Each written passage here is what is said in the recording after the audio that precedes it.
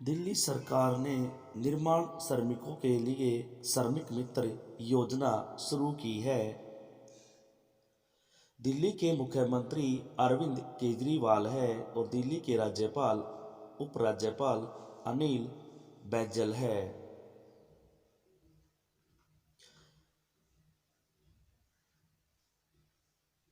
त्रिपुरदमन सिंह और आदिल हुसैन द्वारा Nehru the debates that defined India पुस्तक का विमोचन किया गया।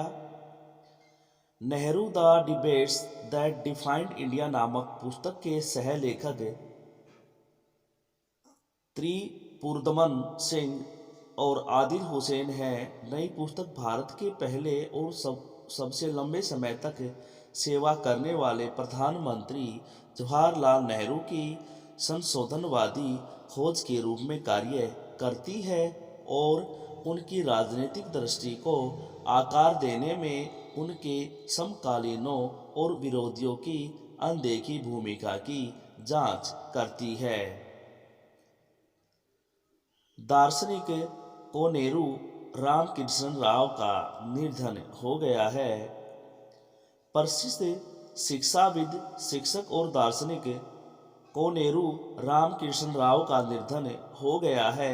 वह एक अंतर्राष्ट्रीय स्तर पर मान्यता प्राप्त मनोवैज्ञानिक थे और अमेरिका स्थित पैरासाइकोलॉजिकल एसोसिएशन और Indian academy of applied psychology के अध्यक्ष के रूप में कार्य किया है। उन्हें 2011 में पद्मश्री से सम्मानित किया गया था।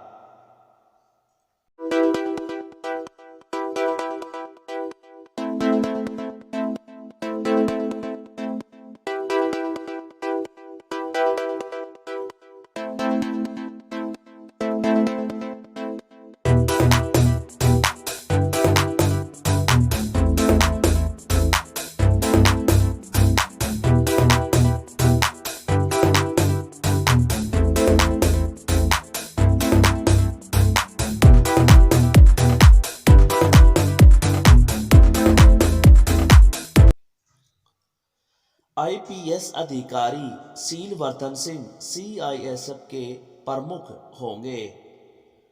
सरकार ने 2 प्रमुख केंद्रीय सशस्त्र पुलिस बलों सीआईएसएफ के प्रमुखों की नियुक्ति की घोषणा की है। ये केंद्रीय औद्योगिक सुरक्षा बल और राष्ट्रीय आपदा प्रतिक्रिया बल है। इंटेलिजेंस ब्यूरो में विशेष निदेशक शीलवर्धन सिंह को नया सीआईएसएफ डीजी नियुक्त किया गया है, जबकि राष्ट्रीय पुलिस अकादमी के निदेशक अतुल करवाल को एनडीआरएफ डीजी के रूप में नियुक्त किया गया है। कैबिनेट की नियुक्ति समिति ने नियुक्तियों के लिए गृह मंत्रालय के प्रस्ताव को मंजूरी दे दी है। अमिताभ बच्चन ने एमवे इंडिया के ब्रांड एम्बेसडर बने हैं। Direct selling FMCG company Amway India ने बॉलीवुड मेगास्टार अमिताभ बच्चन को अपना ब्रांड एम्बेसडर नियुक्त करने की घोषणा की है। यह एक ऐसा समय है जब दोनों ब्रांड समग्र स्वास्थ्य और कल्याण, महिला सशक्तिकरण और प्रगति, भारत के लिए उद्यमिता की और युवकों को प्रेरित करने के महत्व पर संदेशों को प्रसारित करने के लिए एक साथ आए हैं। महत्वपूर्ण सहयोग के एक हिस्से के रूप में वह एमवे ब्रांड और एमवे के सभी न्यूट्रीलाइट उत्पादों का समर्थन करेंगे। सलमान खुर्शीद की एक नई किताब sunrise over Ayodhya, nationhood in our times प्रकाशित हुई है।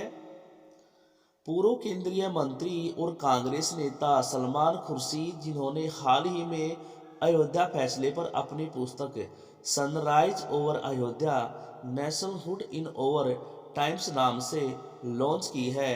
खुर्शीद ने कहा, लोग सोचते थे कि फैसला आने में 100 साल लगेंगे। फैसले के बाद लोगों ने शायद इसे पढ़े या समझे बिना राय देना शुरू कर दिया कि सुप्रीम कोर्ट ने क्या क्यों या कैसे फैसला दिया है। असीम चावला की एक नई किताब finding a straight line between straight line between एबिस्टर्स एंड टर्न्स जो है प्रकाशित हुई है। भारत के अग्रणी कर वकीलों में से एक और जाने माने अंतर्राष्ट्रीय कर और नीति विशेषज्ञ असीम चावला ने मैट्रिक्स पब्लिशन द्वारा प्रकाशित अपनी नई पुस्तक finding a straight line between twists and turns in imperfect yet honest reflection on the Indian tax landscape का विमोचन किया है। पुस्तक एक दशक में भारतीय कर परिदृश्य के राष्ट्रीय और अंतर्राष्ट्रीय दोनों का गहन विश्लेषण प्रदान करती है। नोवाक जोकोविच ने 2021 में पेरिस में 37वां मास्टर स्ट्रोक खिताब जीता है।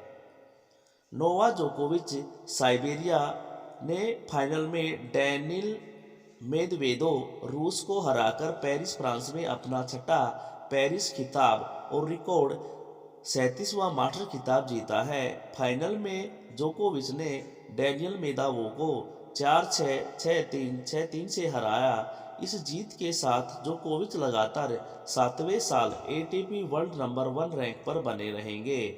अंतर्राष्ट्रीय टेबल टेनिस महासंघ की स्थापना 1926 में हुई और इसका मुख्यालय लुसाने स्विट्जरलैंड में है और अंतर्राष्ट्रीय टेबल टेनिस फेडरेशन के सीईओ स्टीवन डेटन है और इसके अध्यक्ष थॉमस वाइकार्ट है। ड्वेन ब्रावो ने की अंतर्राष्ट्रीय क्रिकेट से संन्यास की घोषणा।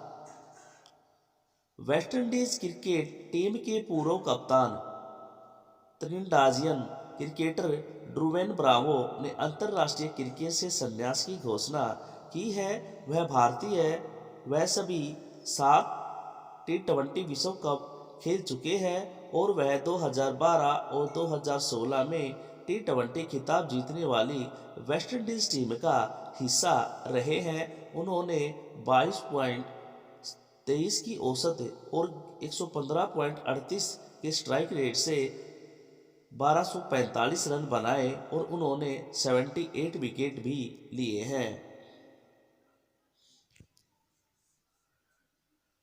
मंत्रिमंडल ने 15 नवंबर को जनजातीय गौरव दिवस के रूप में मनाने को मंजूरी दे दी है।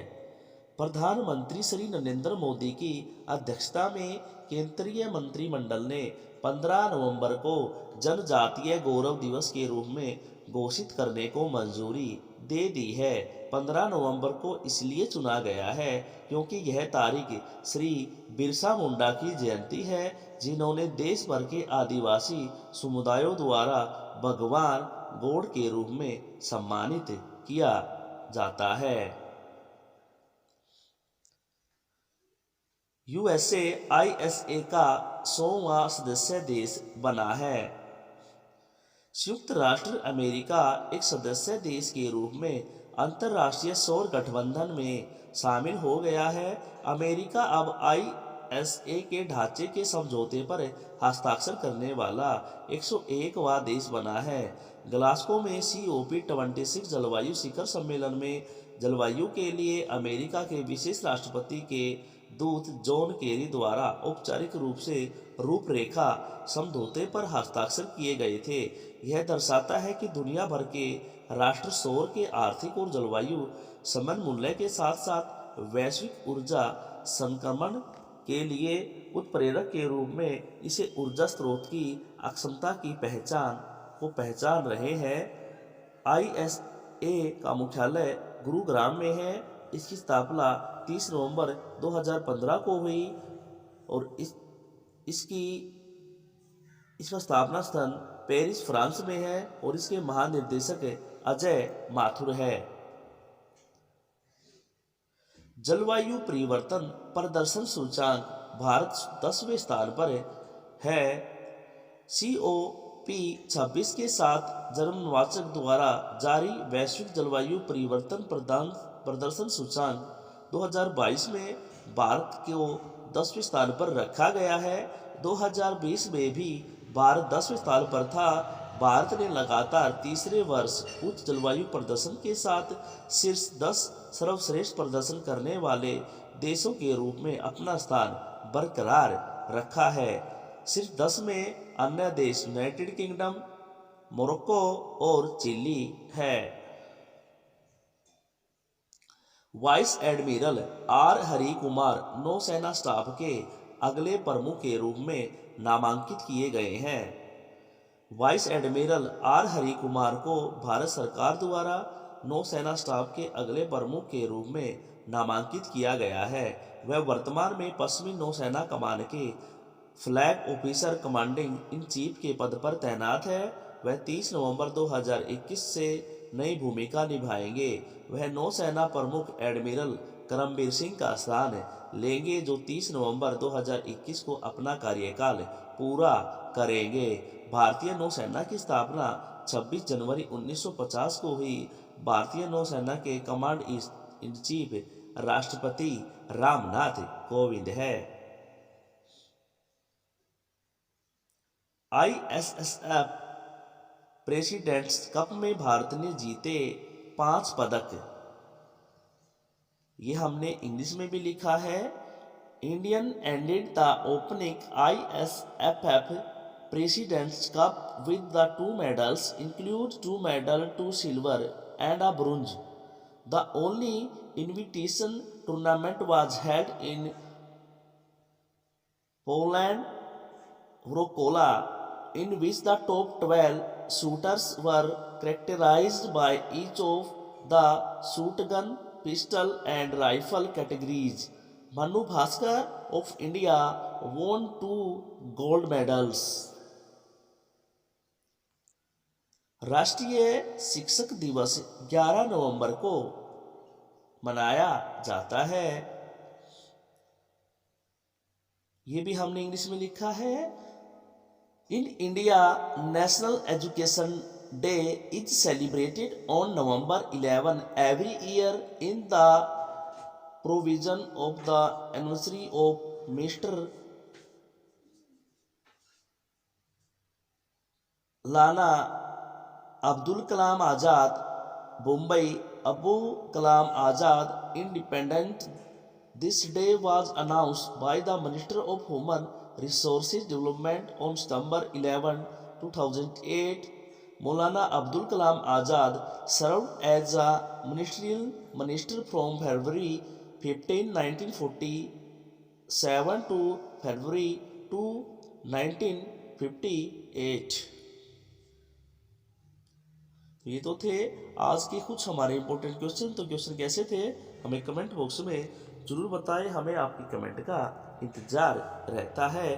कल फिर मिलते हैं एक नई वीडियो के साथ। तब तक के लिए बाय बाय।